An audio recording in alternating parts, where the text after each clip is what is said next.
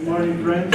Welcome all of you to this public lecture series presentation. I'm Luis Rivera, the academic dean, and I welcome all of you, students, staff, faculty members, and friends that come from other institutions in the community.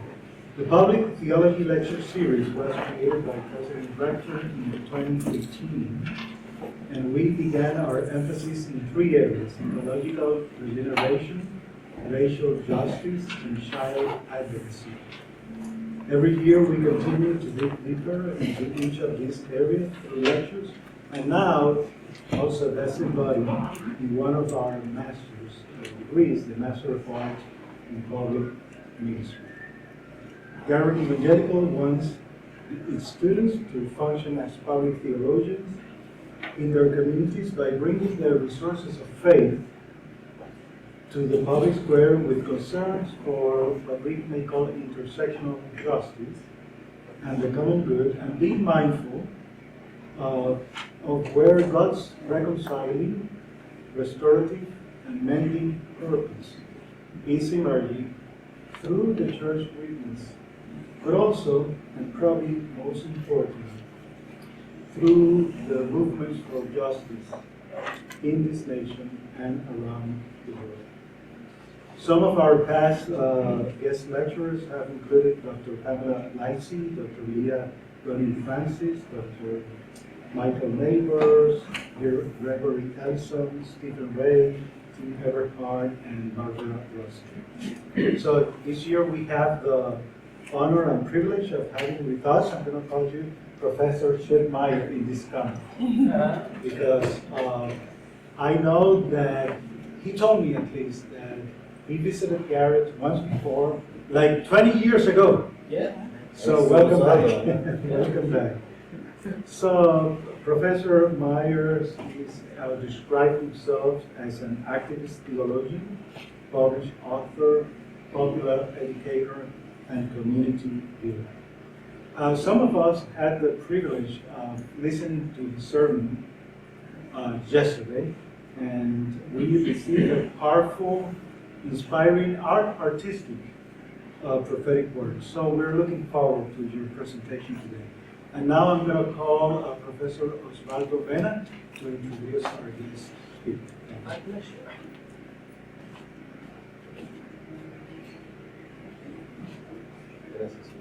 Good morning. Morning. Hi, Ben. Well, Dave Rivera has started introducing Chet. So let me just add a few things from the official bio, which many of you already have, and then I will give some anecdotal piece.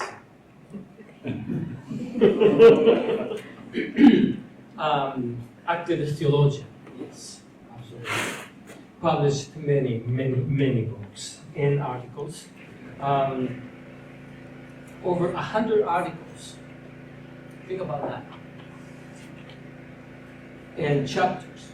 And his books include, of course, Binding the Strong Man, which I'm going to make reference to, and many others related to that first piece. Who will roll the Away the Stone, Biblical Vision of Sabbath Economics, Ambassadors of Reconciliation, Our God is Undocumented, and the latest, I think, is Watershed Discipleship. So many books that you can have access to through his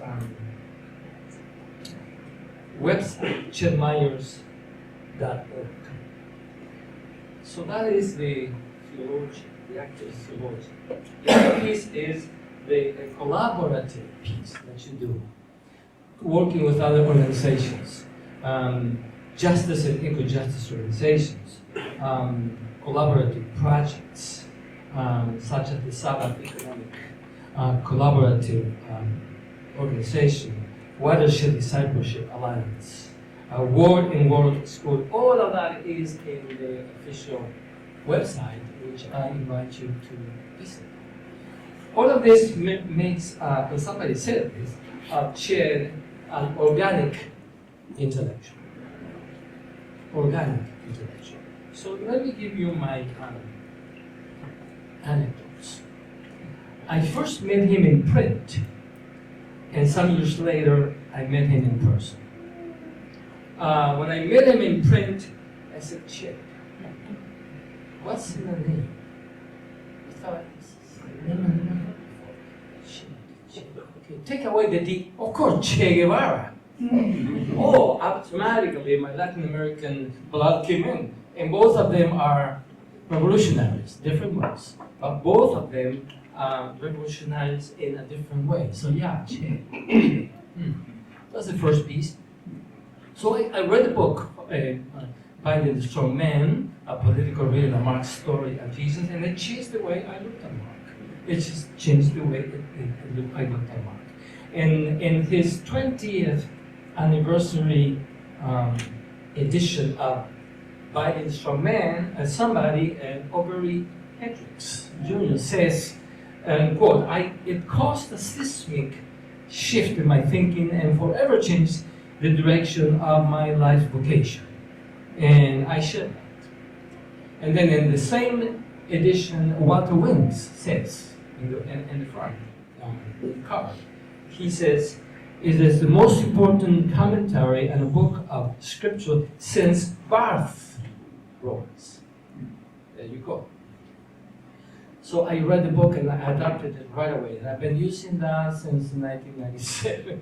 Anytime that I work on Mark, that is the textbook. I don't know if some of you took my Mark, but if you did, you read Chen Myers.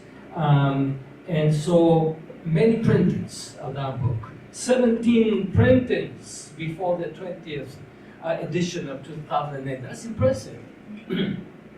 And even though he doesn't have a PhD, and yet every Markan scholar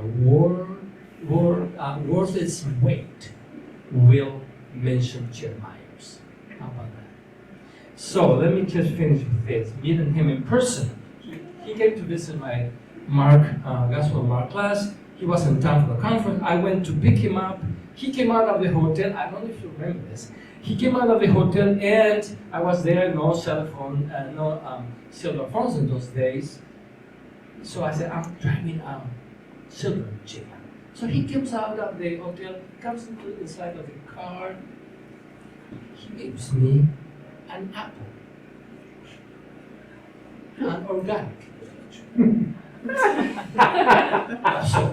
Yes, an apple. Not a book, but an apple. That just tells you the humanness in Chen. Our friendship encouraged me to ask him to write a foreword to my book, Jesus, Disciple of the Kingdom, which he graciously did.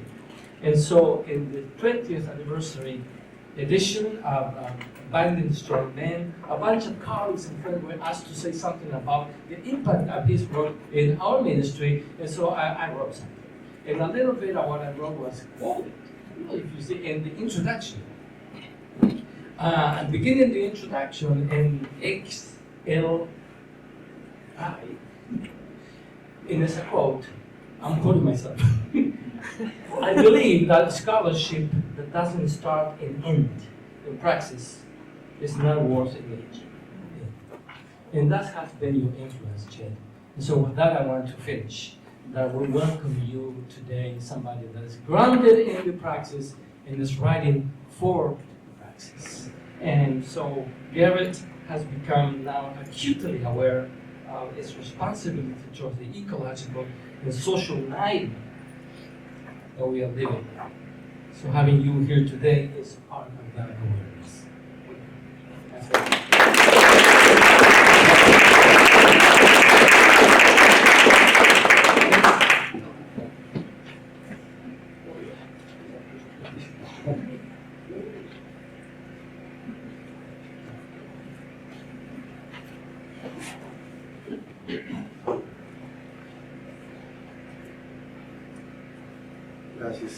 Gracias, Anna and Rivera, for this welcome. Thanks everybody for coming out. Particularly also thanks to Virginia, Lee, and Reggie Love, who's not here, for their advocacy and bringing me here. It's just so kind of you to invite me to stand in the line of the folks who have shared their vision for public theology here at Garrett. Particular thanks to Timothy and Becky for just a fantastic night last night at your home, and for all of you who gathered there for good food and conversation. It was really a good time. And I'm just so grateful for Garrett being one of the preeminent spaces in this country where this sort of discourse is curated. So thanks to everyone. As always, it's proper to begin with by acknowledging elders.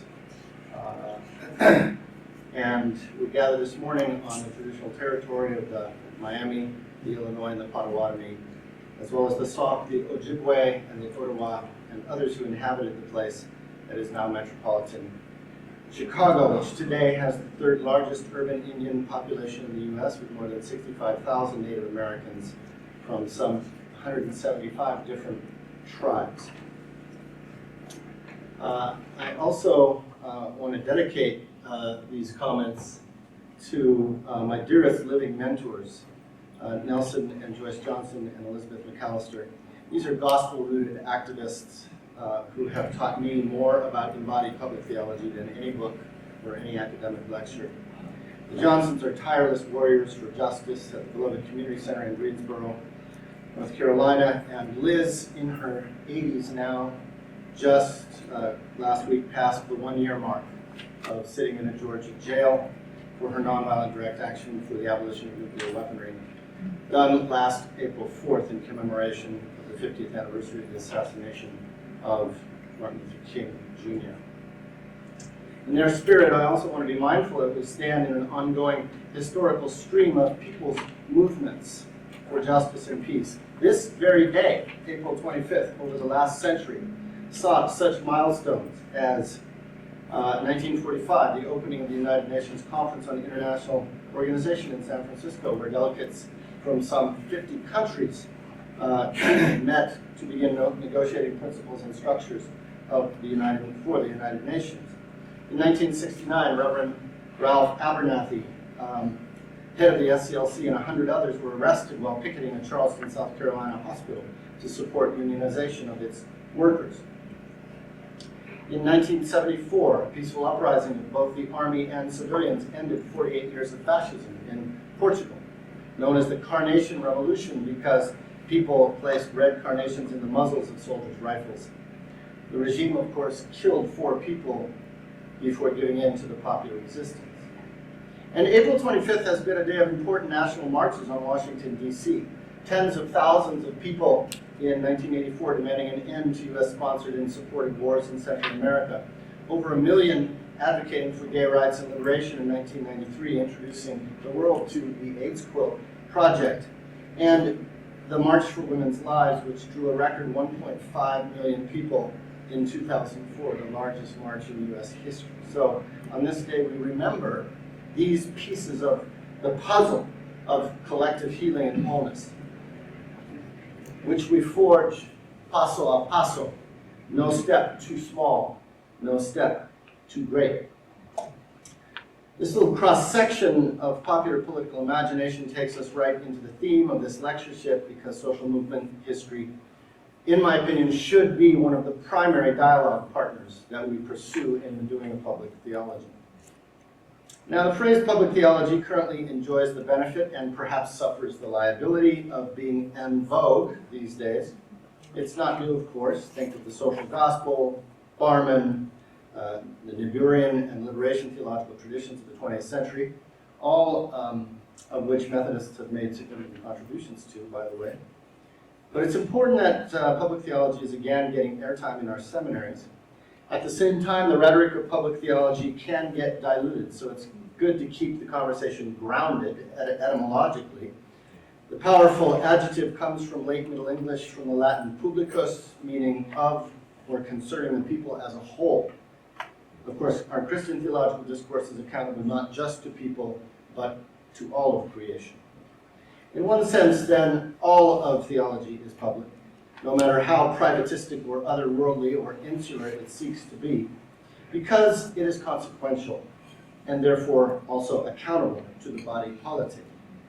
Of course, in this Trumpian moment, a great deal of public theology is wreaking havoc with its religious vision to undo precisely the kinds of social justice and peace fought for by the movements just spoken.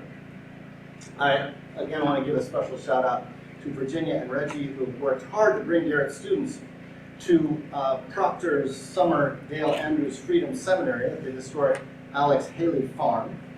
And they also have been curating,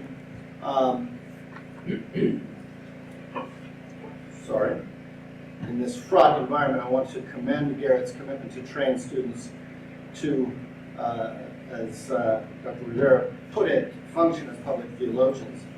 Particularly grateful for the MA in Public Ministry with its concentrations in ecological regeneration.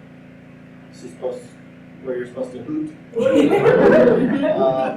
Racial justice and child advocacy. I've had the pleasure of knowing Professors Lee and Blount for a number of years, thanks to work at the Children's Defense Fund's Proctor Institute, which in my opinion is one of the most robust spaces for nurturing public theology in this country. As I started to say, they've worked hard to bring Garrett students to Proctor's Summer Dale Andrews Freedom Seminary at the Alex Haley Farm.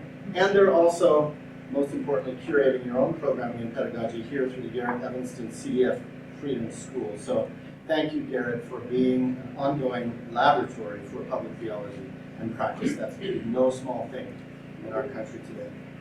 All of these efforts, including our own experiments over the last 20 years with the itinerant Northern World People's School, our California-based Bartimaeus Institute, and we seek to curate theological animation at what I call the intersection of seminary, sanctuary, and streets.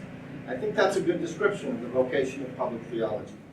So let me turn toward some reflections which, in the spirit of this lectureship, are not about whether theology should be public, but how and why. So we're in this first week of Eastertide, and I want to revisit Luke's famous account of the road to Emmaus, the most elaborate resurrection tale in our Gospels. Doing this a little bass-backward, last night we talked about the second half of this story. Today I want to talk about the first half. This is an exercise in re-narrating Luke's story, who re-narrates Jesus' story, who re-narrates the story of the prophets, who tell the story of the world. This literary braid has, in my opinion, much to say about public theology that weaves together seminary, sanctuary, and streets. Now, as you know, the Emmaus tale revolves around a conversation between an unrecognized Jesus and two obscure disciples. But first we need to clear a little hermeneutic space, because unfortunately, this extraordinary little vignette is widely sentimentalized and thus trivialized in our churches. We first world Christians have this tendency to domesticate our scriptures, don't we? Or perhaps we should say, to chocolate coat them. A more appropriate term for these days, since Eastern popular culture seems mostly about confectionery cottontails. I think the Emmaus scenario has become every bit as sentimentalized by our pious traditions as, for example, the Last Supper story, which actually has literally been chocolate coated. Only during Easter season can you purchase this exclusive 2-ounce Last Supper chocolate bar from Noki's in Wisconsin in milk or dark chocolate for just $4.50. Just hope that it won't be your last supper. When thoughts turn to the Last Supper, one art critic says, we seem only to see Da Vinci's representation. In this famous image so deeply ingrained in our religious consciousness, the upper room appears as a serene moment of beatific communion in a chapel-like setting. Problem is that could not be further from the tale narrated in our synoptic gospels. What we find there is a frantic, furtive, and clandestine gathering of hunted fugitives on the verge of a nervous breakdown, hiding out in the attic of a safe house, a tense moment held together only by a determined Jesus who knows his companions will abandon him when the authorities come. Hardly reflected in the Da Vinci image. Emmaus similarly inhabits our popular churchly imagination. We see it as a kind of contemplative stroll through a shaded landscape, a casual tete-a-tete delightfully interrupted by the risen Lord. In other words, we see it like this.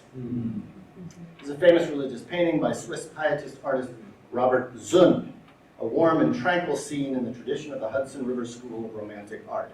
How many of you have not ever seen this picture? Just a few, right? Gives you an idea how ubiquitous this stuff is. It's another variation of the religious artistic tradition, we mentioned this last night, in the West, of a scrubbed and laundered, glorified Christ triumphant. Such ubiquitous, sanitized descriptions, both in their highbrow and goofy lowbrow expressions, portray Easter as a Hollywood happy ending transmitted through an unbearable whiteness of being. Good. The scenario portrayed in Luke's Gospel, however, is hardly contemplative. Only 48 hours earlier, Jesus of Nazareth had been summarily executed by the Roman military in a fashion all too familiar to Palestinian Jews at the time, as a dissident prosecuted for resisting the occupying authority. A little narrative common sense, therefore, would suggest that the two disciples in our story would be neither leisurely nor calmly reflective at this particular moment. Rather, they would be on the lam, hustling down a back road, getting the hell out of Dodge, so they won't meet the same fate as their leader. So, context reality check. This is a dedication plaque found in northern England, which, like Palestine, was at the margins of the ancient Pax Romana. At left, you see Mars, the Roman god of war, brandishing a spear, while at right, the mythological hero Hercules holds his club. At bottom is the running boar, symbol of the 20th Legion, dispatched to places like this. The message? Don't mess with Roman hegemony. These were the realities of empire for people on the ground, especially in politically contested colonies like Jewish Palestine. So the historical context of Luke 24 is that Jesus' little movement had been just beaten down decisively by the Roman occupiers. Note to public theology: let's keep our sacred stories grounded in the real, as Luke tries to do. When we take a closer look at the gospel narrative and pay attention to details, I'll salt some things with a bit of dramatic license.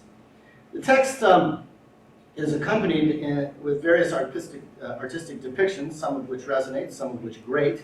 And I'll be pausing at a few points to consider particular images. I like to dialogue with visual art because it helps to decenter the rickety hegemony of mere words. Luke's Emmaus Road tale occurs not in the Disney landscape of Zund's painting, but under a chilling shadow of death. We meet two unindicted co-conspirators of Jesus that very day, that is, the Sunday after Jesus' execution. These two would, we might reasonably imagine, after the debacle of their leader's execution, be trying to melt into the countryside, as the Pentagon says of grassroots insurgents today. Their destination is Emmaus, a village that receives no other mention in our scriptures. However, in 1 Maccabees, Emmaus is attested as a site where a vastly outnumbered Jewish guerrilla force had heroically defeated Syrian invaders several generations prior to Jesus. And 2 generations after Jesus, the historian Josephus notes that the Roman Emperor Vespasian, after vanquishing the Judean revolt of 70 of the Common Era, made a political point by settling 800 Roman military veterans at a place called Emmaus.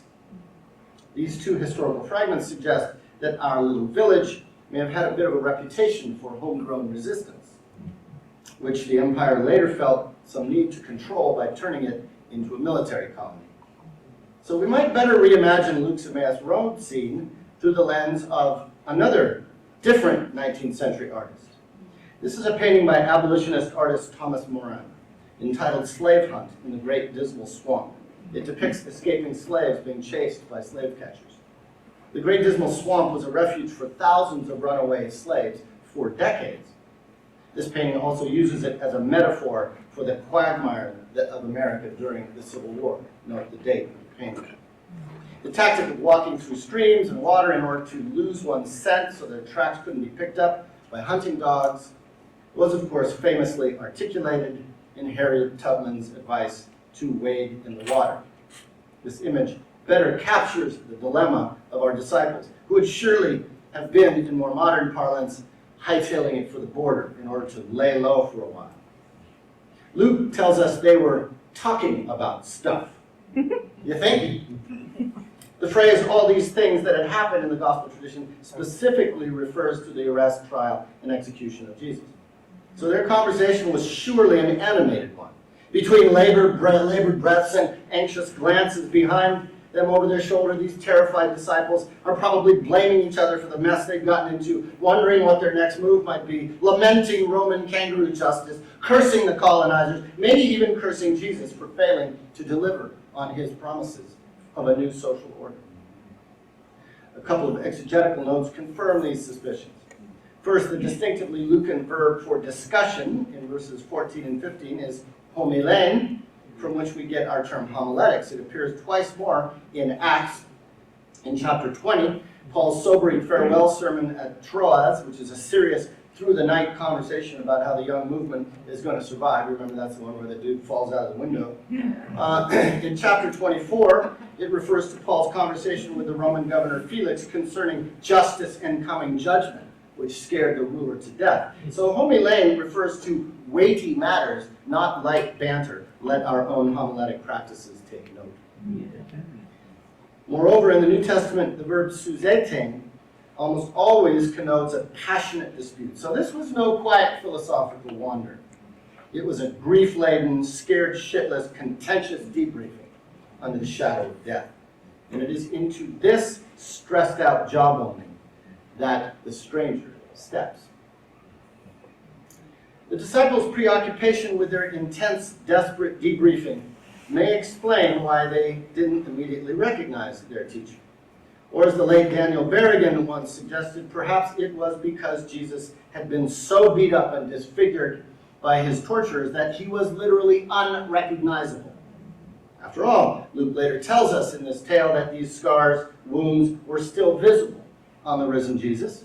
Indeed, he invites his disciples to examine them. We considered this at some length last night in chapel.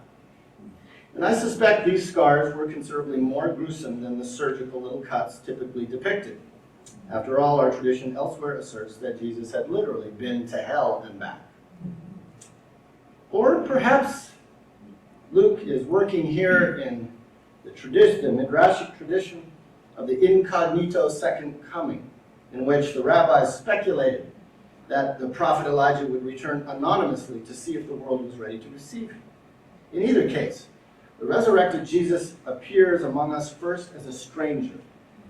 Let that be a Christological lesson to the church. The stranger's response shows that he has walked in on a heated debate. Verse 17 reads literally, "What words were you throwing back and forth at each other?" This verb only here in the New Testament. "While you were making your way." And they looked gloomy. So Jesus sees that these dudes are struggling with each other and the weight of what they've just witnessed in Jerusalem. Cleopas, an obscure figure who late 2nd century tradition claimed might have been the brother of Joseph, husband of Jesus' mother, now speaks, and in a way that betrays a distinct tone of impatience. "So you're the only one in Jerusalem who doesn't know what's been going down these last few days?" There's that phrase again, these things that have happened. Perhaps Cleopas is exhibiting a wary caution. They are fugitives after all, and who is this unknown person asking prying question? Now that Luke has established sufficient angst in this unhappy scene, we detect a certain delicious irony in how the stranger plays dumb. "Huh?" he says with a straight face. "Do tell." Given what Jesus has just experienced, this response is almost unbearably sardonic. Now, passionately, if a bit recklessly, the two refugees launch into the whole sordid affair. One can imagine them trading off, breathless. How Jesus of Nazareth had resuscitated the prophetic tradition in his ministry, igniting hope among people, longing for liberation and shalom. And then how their own leaders, bloody collaborators, had railroaded him and sold him out to the imperial oppressors who mercilessly strung him up. Finally, their frustration boils over. And we had counted on him being the one to liberate Israel. That verb, elpizomen, is the verb for expectant hope. Their bitter disappointment at these crushing political events, their sense of betrayal, their confusion and fear are all palpable. Do you feel it? We're a long way from Robert Zund's casual stroll in the park. Surely we feel some empathy for these two. They'd staked their life on the hope that this messianic movement, unlike so many others in recent generations, would finally break the yoke of oppression that had strangled their people for decades. They'd committed themselves to the risky business of challenging the native aristocracy and their imperial overlords. But everything had gone wrong. Jesus' march on Jerusalem had sparked not a popular uprising with people toppling a tyrant's statue on global television, but instead a vicious counterinsurgency blow by the Romans. Their leader had been executed and everybody had fled for their lives, all points bulletins hanging over them. And if that weren't enough, they conclude their miserable tale by relating with apparent aggravation a rumor circulating among some of their dispirited companions. Women's rumors, mind you, about angels and an empty tomb. Well, they weren't buying it. The authorities had probably confiscated Jesus' body. The fix was in. Everything was falling apart. They'd been arguing about it all day. Fucking it out! Not a stroll in the park. So perhaps this image is more appropriate to give us a feel for the realistic Emmaus Road story. This is a photo taken at the Lorraine Motel the day after Martin Luther King's assassination. It should have not be difficult for us to imagine how civil rights activists would have been feeling the days immediately following April 4th, 1968, in Memphis, Tennessee. We've all seen the famous photo of Andrew Young and Jesse Jackson frantically gesturing toward the shooter from the balcony in front of King's room at the Lorraine Motel seconds after he was shot. We know now that the man kneeling by the fallen leader was a government agent. We also know that the government conspiracy to kill Dr. King because of a 1999 civil trial in the 30th Judicial Court in Memphis, pressed by the King family, in which a jury took only 90 minutes to find that this conspiracy involved agents of the city of Memphis, the state of Tennessee, and the federal government, and that James Earl Ray was not the triggerman, but in fact an unknowing patsy. A story in its stunning verdict, which was almost completely ignored by the U.S. press. This is the real world of covert ops conspiracy, of imperial justice meted out by good old boys who can hardly contain their glee at the prophet's demise, followed by stern calls for law and order in the wake of this tragedy broadcast by the very ones who engineered it. So Memphis was a city on lockdown on April 6, 1968, and King's lieutenants were going crazy trying to figure out what really had gone down 2 days before, and why and how their leader had been gunned down, and who was behind it, and what it meant for the movement, and whether they might be next. I know this for a fact, because one of those lieutenants on that day was Tony Henry, who later became my mentor in community organizing in the 1990s. Memphis 1968 helps us reimagine the Emmaus Road as also taking place in a world where popular movements on the verge of a major social impact are aborted in the face of state repression. Narrative public theology should experiment, in my opinion, with this kind of historical analogizing, carefully discerned, because this approach can rescue biblical texts from the fantasy landscapes that so often are perpetuated in our churches, in order to insulate us from entertaining the possibility that we might be captive to the same powers who got rid of Jesus and of King. But that's getting into touchy territory, so here's another pastoral version of the Emmaus Road to put us at ease. An extensive wooded landscape even.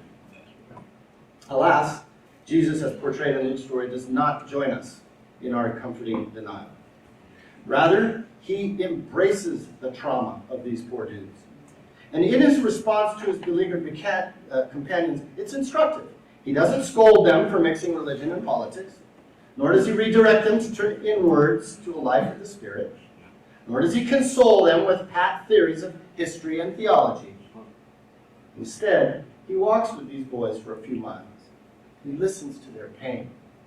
He shares their political vulnerability just by being seen with them. So here's another note for public theology. It's about listening to folks who are struggling. Or as Sister Ruby Sales likes to say when she first meets victimized folk, tell me, where does it hurt? And amidst all this angst, Jesus responds with, of all things, a Bible study.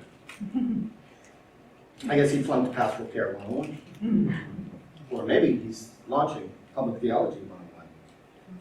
To be precise, this is the first recorded Bible study in the life of an Eastern church that hasn't yet been even birthed at Pentecost. Okay, fellas, Jesus says, it's a bad time, all right? So open your Torah to the Haftorah, the books of the prophets, and let's reread our history together under the shadow of death. Frankly, this turn in the narrative makes modern theological liberals blush. On the other hand, it hardly fits the hermeneutic program of theological conservatives. So another consideration for public theology in our secular age: let us not abandon our sacred stories. There's a lot of old wisdom here. But Jesus is no pious or polite small group Bible study leader. He starts by addressing these fit-to-be-tied disciples as fools. Now, he's not establishing his street cred as in, what's up, fool? It's rather a bit of a rhetorical slap upside the head, as in, yo, wake up and smell the coffee. The Greek term anontoi refers to those who don't quite get it, who find the truth unacceptable. Jesus knows their hearts are sluggish, as indeed are ours, because we, like Cleopas and company, tend to interpret the meaning of events as filtered through the dominant lens and logic of our socialization into empire. We are neither literate in nor particularly trusting of the counterintuitive wisdom of the Hebrew prophets. Jesus understands that we are slow of heart, a euphemism for not quite having enough courage. Because prophets then and now tell us that horses and chariots cannot save us, whereas we are transfixed by the omnipotence of modern military technology. The prophets tell us to defend the poor, but we lionize the rich and famous. The prophets call for justice. We yield to compassion fatigue. Above all, the prophets warn us that the way to peace in a world locked down by violence, the way to liberation in a world of enslaving addictions, the way to true transformation in a world of deadened conscience and numbing conformity is the way of militant, nonviolent, sacrificial love. And what we balk at most is the stranger's punchline, the key query upon which a truly theological reading of history hangs. Was it not necessary that Messiah should suffer? Now, this Greek term, ide, is the imperfect form of a technical apocalyptic term that appears throughout the New Testament. It refers to the fact that an official reaction to prophetic witness is inevitable, a better translation. This is not a rhetorical question for Christological catechizing about cosmic propitiation, the way traditional atonement theories have it. It is rather the ultimate challenge to our deepest assumptions about society and the cosmos. The prophet's death is not required, given who God is. It is, however, inevitable, given who the state is. No one who pays attention to history can dispute the truth of this assertion. But to embrace this is to challenge our profound captivity to the conventional wisdom of domination. We North Americans keep wanting the good guys to win because we imagine ourselves to be the good guys. So we're forced to make believe that even the worst sort of characters are the good guys, especially our national leaders, regardless of how much blood may be on their hands, as was dramatically evident in the glowing eulogies given for recently deceased U.S. President George H.W. Bush, architect of the CIA coup that overthrew a democratic elected government in Chile in 1973, and then the first invasion of Iraq. We are socialized, even in our churches, to assume that the definition of greatness is to manage history from the top down, to control and exploit nature by our technologies, and to win all battles with overwhelming power. This is, in fact, our most public theology. And yet the prophets keep talking about revolution from the bottom up, the wisdom of outsiders, the power of the least, as in the story of one of our most recent martyrs, Sister Dorothy Stang, murdered in Brazil in February 2005 for her attempts to stop illegal logging in the Amazon rainforest. You see, we Christians today were just like the disciples in Luke's story. Even if we understand enough to acknowledge that Jesus lived a prophet's life, we don't yet understand enough to recognize the historically redemptive power of his prophet's death. Because the cross, as the Apostle Paul noted repeatedly, is a stumbling block, not least for us. when rightly understood as the inevitable consequence of nonviolent resistance to oppression. Then, beginning with Moses and all the prophets, he interpreted to them the scriptures. The verb here is diarmeneuin. Every other time it appears in the New Testament, it means to translate from a foreign language into one's native tongue. Which is to say, Jesus is patiently working as a decoder of this prophetic lens, putting it into the plainest possible terms so these demoralized disciples can get it. And isn't that the task of Christian public theology today? To be an interpreter of old wisdom, to help make it intelligible and engaging, but not domesticated. Which means, of course, understanding how and why the inconvenient conscience of the prophetic tradition is always marginalized by both church and society. The harbingers of justice and healing in antiquity were, and still are today, either silenced or jailed or exiled or killed. And then once safely disposed of, he or she might get a statue or a national holiday or a street named after them. Now canonized, their prophetic faith and message is either ignored or chocolate covered by their public patrons. Nevertheless, Jesus warned earlier in Luke's story, it is the prophets themselves, not their corporate-sponsored hagiographies, who should orient us to how our collective story should be read. Their witness represents the hermeneutic key to the whole tradition, from A for Abel to Z for Zechariah, right up to the present. And that's why public theology needs to promote literacy in the prophetic tradition, biblical and historic, as the center, not the margins of our faith. And as you continue to do that here at Garrett, there'll be a lot of drama. Guaranteed. Well, in Luke's story, this catechism apparently took a while, for it grows dark. The two disciples have to compel, the Greek verb implies coercion, this strange teacher to come lodge with them. Perhaps they're just reminding him that once Roman curfew falls, it'll be particularly dangerous for the traveler, as if he doesn't know. So he follows them in. You know what happens next, because it's the part of Luke's narrative that tends to get all of our attention. This stranger who expounds scripture is famously revealed in the breaking of the bread.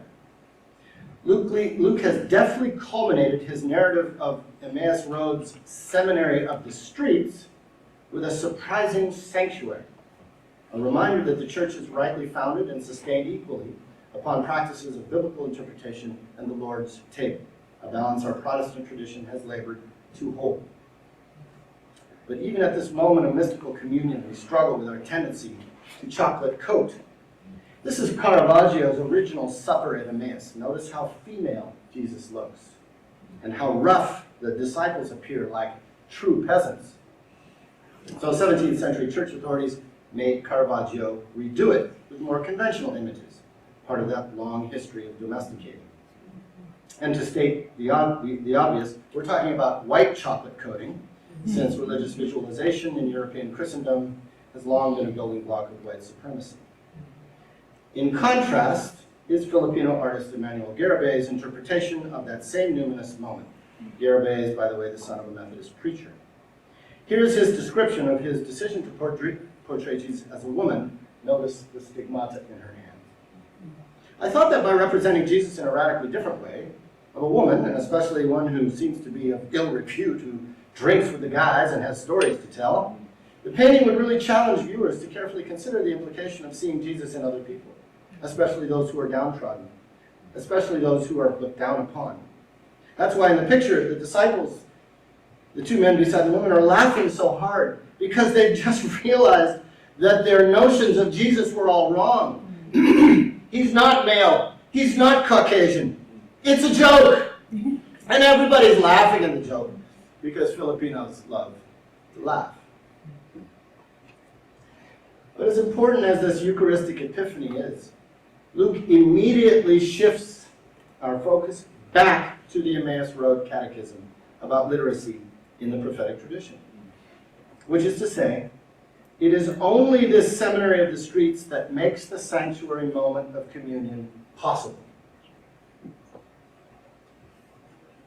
The two disciples exclaimed, "Were not our hearts burning within us?" while he was talking to us on the road and opening the Scriptures.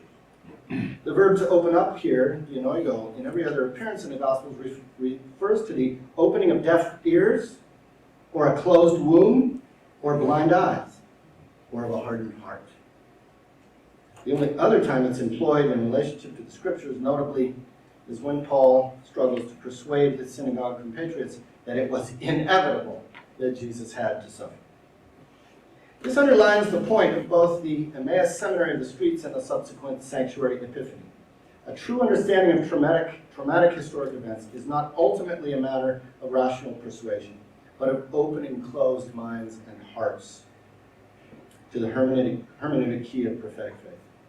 And when our hearts are truly unlocked by that alternative story embodied by the risen Christ among us, they will burn with renewed commitment to the vocation of discipleship under the shadow of death.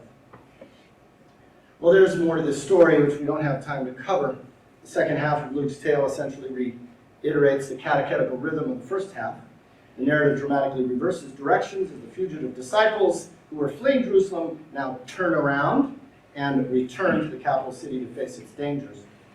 There's another clandestine gathering with a wider community, another surprising and upsetting appearance of the risen one in their midst. Jesus' resurrection is upsetting because it signaled the unimaginable prospect that Rome's ultimate form of social control had not defeated the prophet, and that his way had been vindicated by God, especially that most difficult bit about dying for the cause rather than killing for the cause.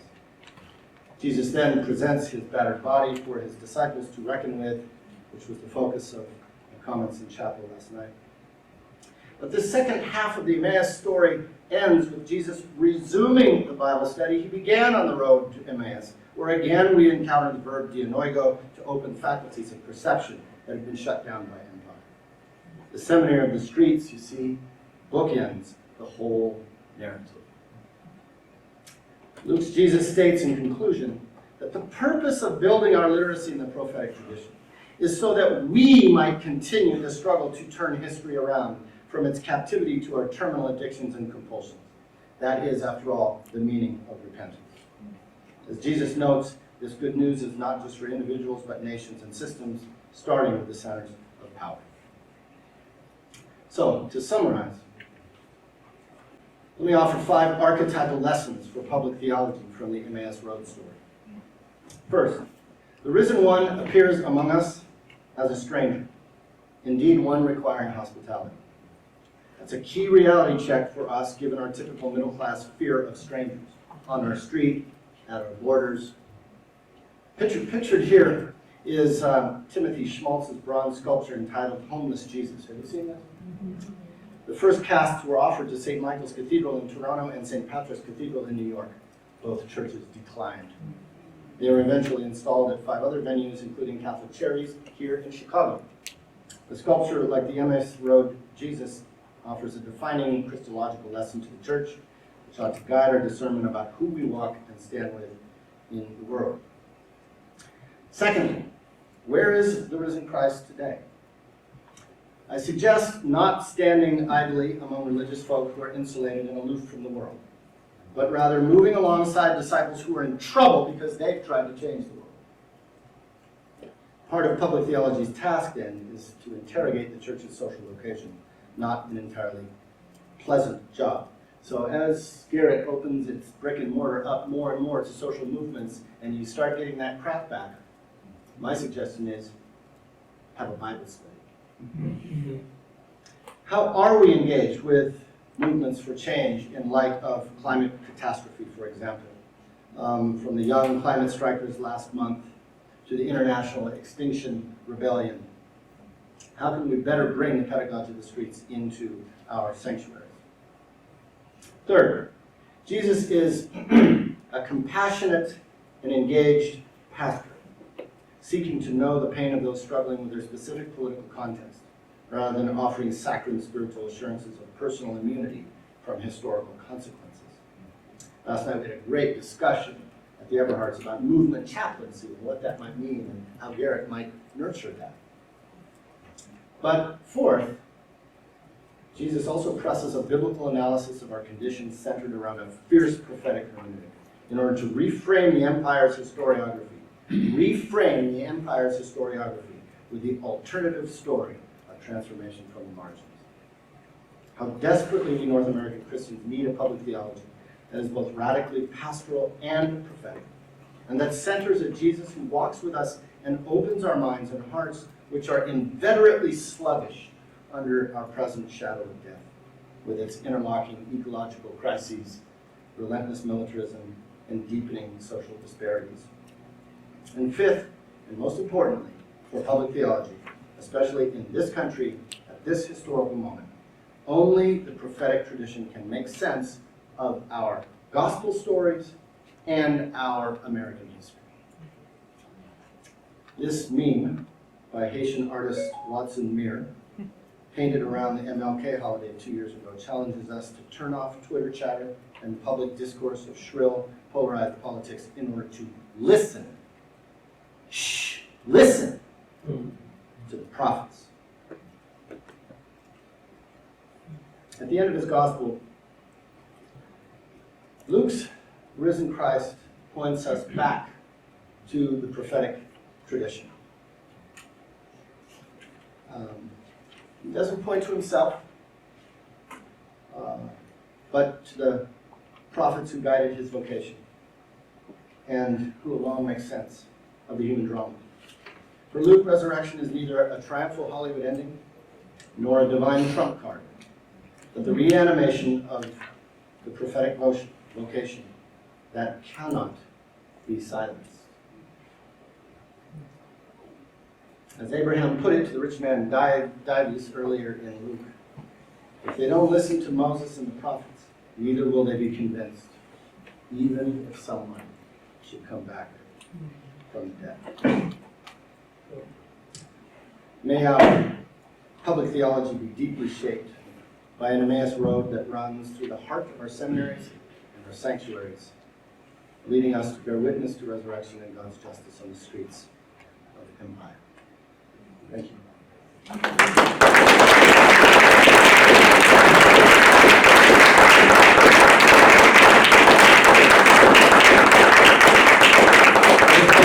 We have time for some 20 minutes for Let's questions. go to questions. There's a microphone. Thanks, Becky.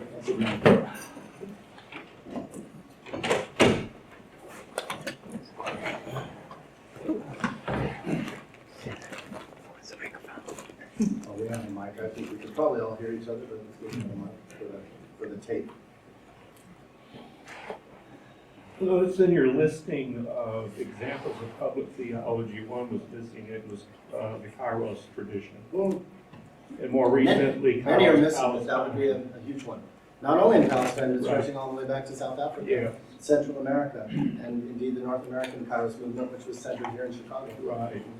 But in carrying out public theology around this issue, there is an undeniable attempt to silence the dialogue, particularly around the issue of boycott, divestment, and sanction as a nonviolent response to what many perceive as an untenable and oppressive situation.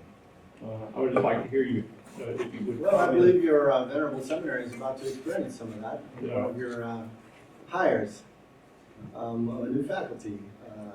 Yeah, of course there's going to be crackback, which is why public theology, in my opinion, has to also do this kind of work.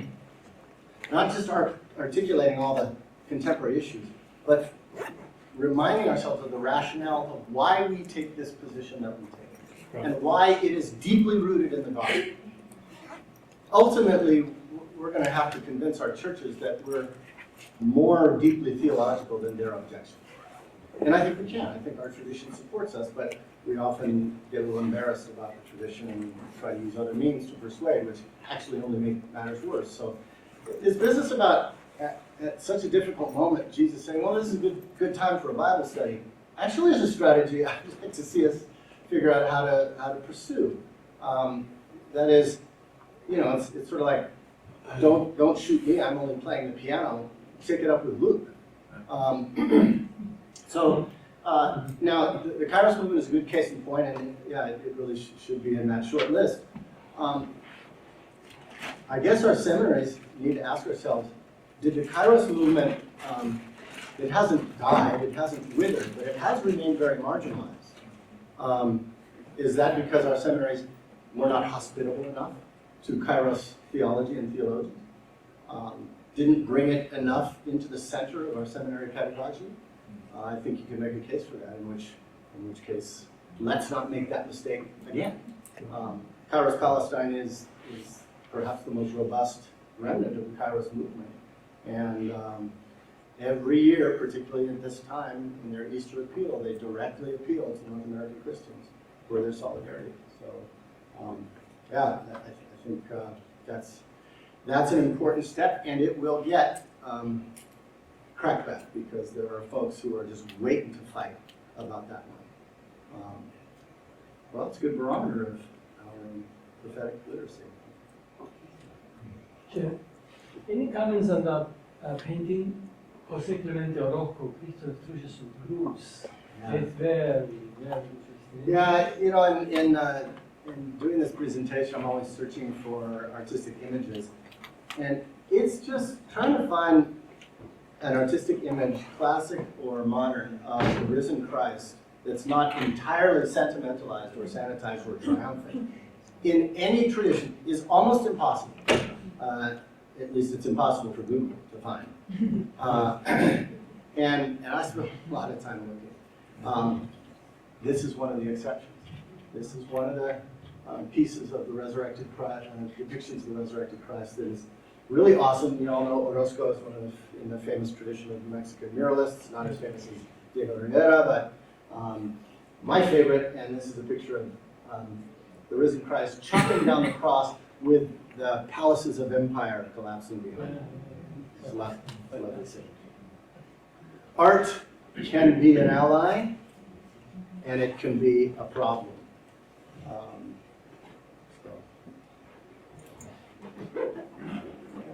But it's really important to visualize these things, particularly for visual learners. Our seminaries still are just so text-based and word-based.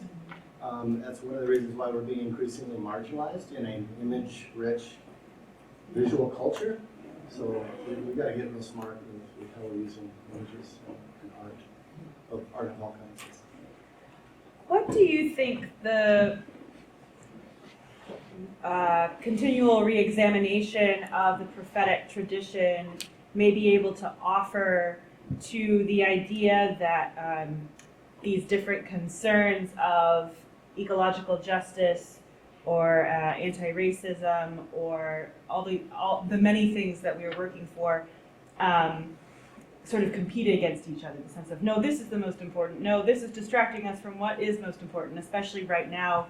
I see a lot of times when people are up in arms about something, they're like, no, this is really just distracting us from what Trump is really trying to do. So how do we, what can the prophetic tradition offer us that connects these issues as opposed to pitting them against each other? Yeah. Hashtag refuse to choose. Everything is integrated. That's part of the prophetic narrative. When you read the prophets, they're bouncing all the way around from the personal to the political, from the national to the local. They're critiquing purity laws, they're critiquing economics. They understand that all oppression is related, as did our own prophets, most famously Dr. King. Injustice anywhere is injustice everywhere. I think the fights that we make among us is part of our own profound internalization of the fragmentation and alienation of empire. The Trump administration just loves us to sit around and fight about who's the most oppressed and what issue is the most urgent. So, you know, it's great that the word intersectionality is back. It's not new, but it's back, and people are looking for ways to find. If I have a calling and a passion about immigrant rights, then I'm invited to see the way in which climate crisis is generating immigrant crisis. And if I'm working on climate crisis, I'd better be involved in immigrant justice, because that's the business end, right? The folks getting hit first and worst with the climate change are poor people. So we just have to be very strong in seeing it coming in all its subtle and not so subtle ways, where we're being asked to prioritize or the worst argument of all, which is if you want to be effective, be sure to just be single issue so people don't get confused about the issue. There are times to be focused, but ultimately our politics cannot be single issue. It's to defeat everything. So spend the time and energy that we usually use to argue and to differentiate ourselves with cross-training and relationship building. I tell activists, particularly single-issue activists, kind of an old churchly notion, but I say, okay, you're working on violence against women. It's a hugely important issue. Tithe 10% of your time and energy to getting to know people working on other issues. And across the board, if everybody was doing that as a spiritual and political discipline, we'd have more relationality between our movements. And sometimes that's what it comes down to. It's actually not about, ideology or issues. It's about we don't know you because you haven't marched with us. So I think that relationality is really important. Does that make sense? Yeah. Do you like my hashtag? Do you need a Twitter? Or? I think it could work. Let's go. Let's see. I was just wondering, could you go back to the slide with point 4 of the last slide? Oh, now you're challenging me. Yeah. This one. Yeah, I was just, I was copying down from my notes, and that was the one I didn't. You're a fast typer, dude.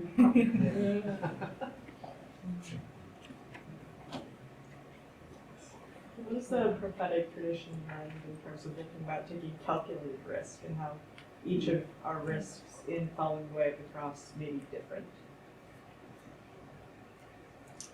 Yeah, well, of course, yes. I think I understand your question. We have to be as wise as serpents, as well as nonviolent as doves. And part of that wisdom is knowing when to act, how to act, where to act, with whom to act, and what the consequences are, which issues to take up when in a political moment. So all of that discernment is best done communally. Most activists have to kind of figure that out on their own, on the run. We don't have enough communal discernment of these matters. Again, the church is such a great place where that kind of discernment could happen if you didn't have to check your politics at the door. So I think, calculating not just risk but cost, both short-term and long-term cost, is really important, which is why this issue of movement chaplaincy, if somebody's thinking about doing an action or taking a job with a campaign that's going to tie them up, that ought to be something to discern, not just with your, ideological buddies, but with a spiritual director or a community of accountability.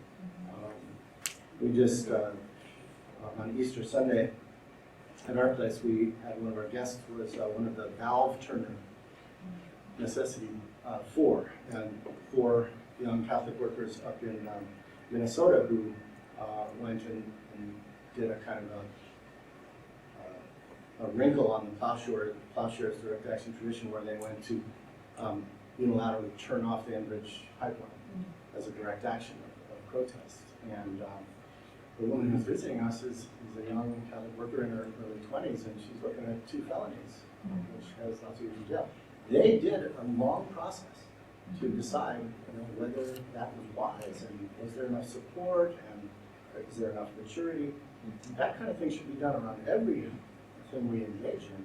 And quite frankly, in my experience, faith-rooted activists are a little better at that than secular activists who don't have traditions of pastoral accompaniment and discernment.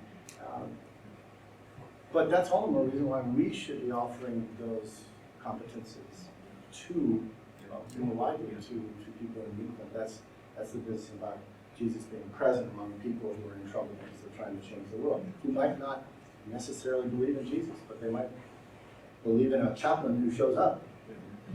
So Yeah, I think that piece is hugely important, particularly for those strata of our culture,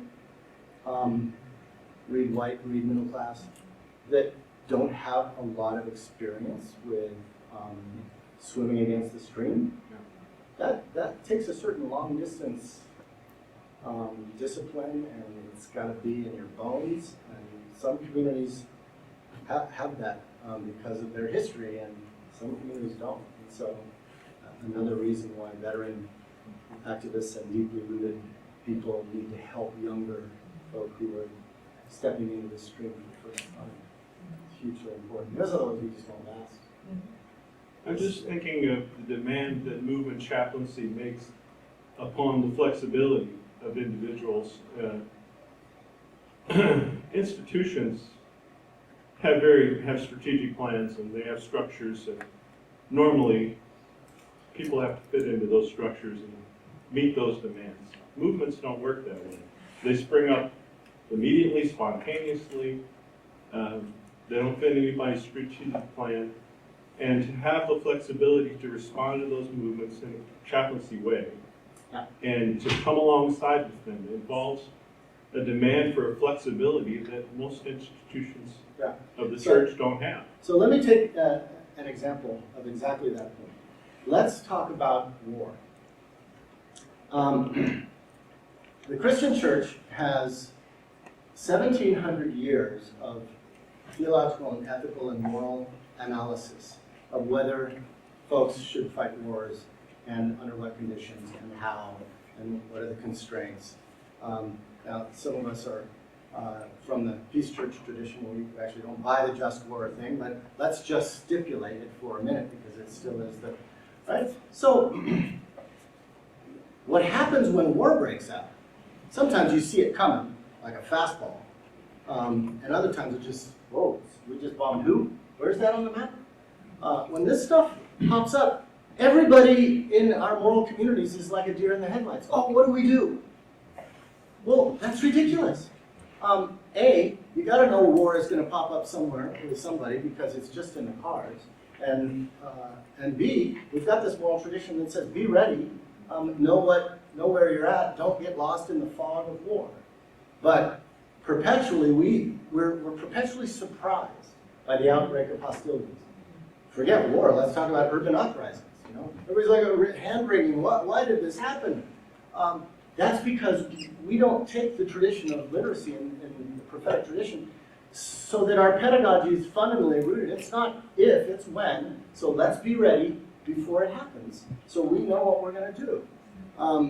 This business of it's kind of out of sight, out of mind until shit goes down is the best way for us to become irrelevant. And that's been a huge problem with our seminaries and our sanctuaries. So I think one of the best rationales for curricular transformation is that seminary is preparing people for ministry, but ministry looks like this, and therefore we better prepare people for what happens when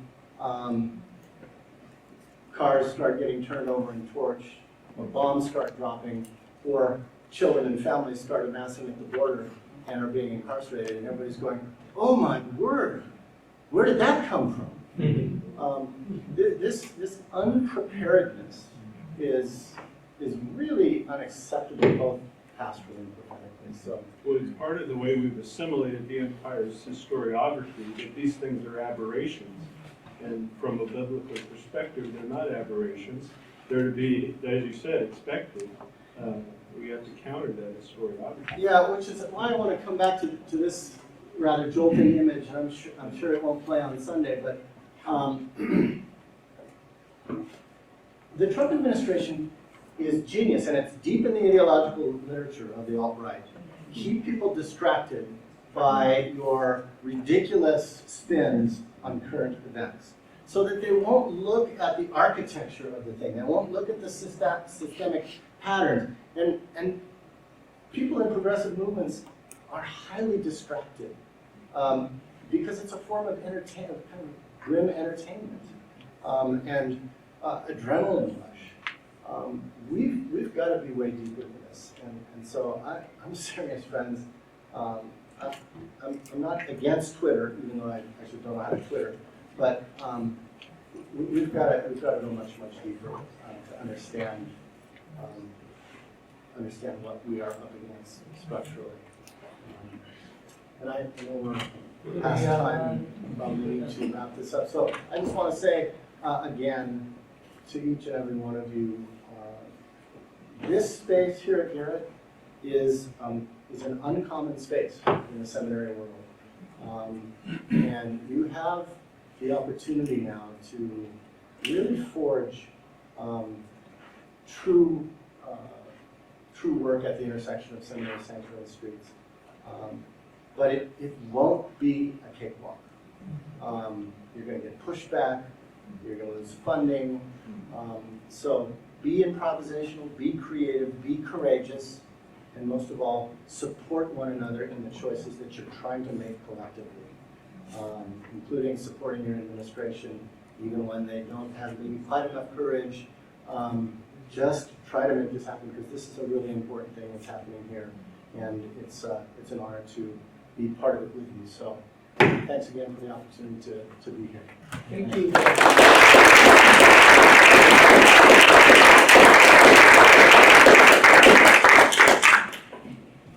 There are some flyers here if you're interested in the book list. And if everybody wants to go hang out for lunch, my dance card is free.